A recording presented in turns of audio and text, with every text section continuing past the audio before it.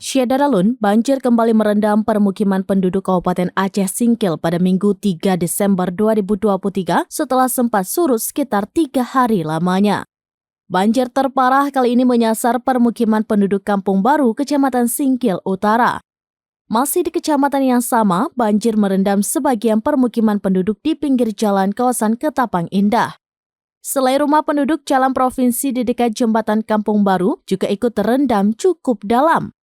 Personel Salantas Polres Aceh Singkil dan Polsek Singkil Utara terlihat sibuk memandu pengendara melewati banjir. Sementara personel Polsek Singkil Utara dan personel Polskoramil Singkil Utara terjun ke pedalaman permukiman penduduk Kampung Baru untuk membantu korban banjir memindahkan barangnya ke tempat kering. Selain di Singkil Utara, banjir juga menerjang permukiman penduduk di wilayah ibu kota Singkil. Penyebab banjir diakibatkan curah hujan yang begitu tinggi sejak tadi malam.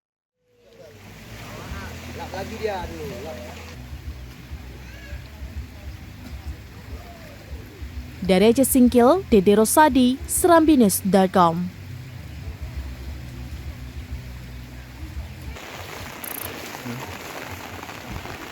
Download Tribun X sekarang, menghadirkan lokal menjadi Indonesia.